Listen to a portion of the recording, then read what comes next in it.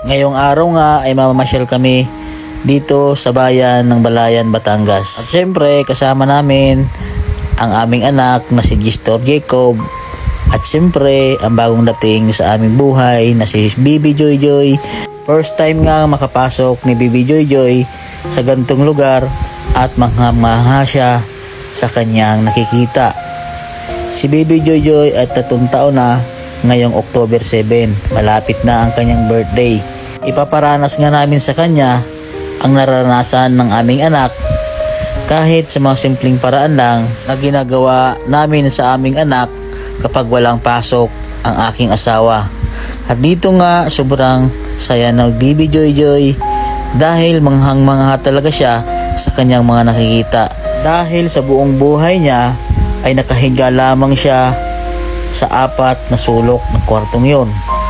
At dito nga pinaranas na namin sa kay Bibi Joy Joy ang sumakay sa ganto sa mga sakay ng mga bata.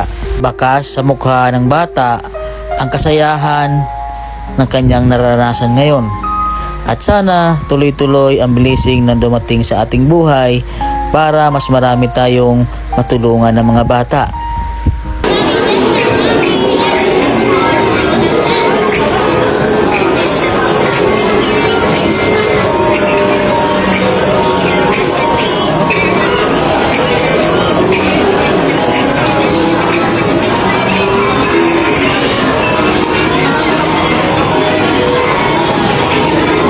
Pagkatapos nga naming palaruin ang dalawa ay nagdiretso agad kami sa grocery para mamili ng mga kailangan ni Joy Joy.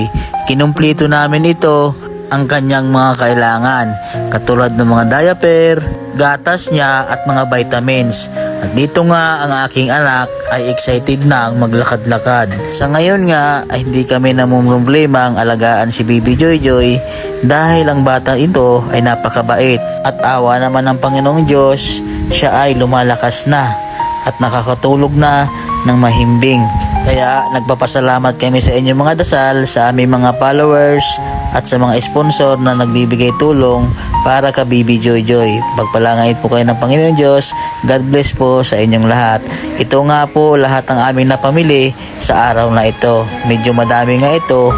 Kasya na ito siguro sa loob ng 1 buwan. Maraming salamat po sa inyo. From Bibi Joy Joy. Love, love.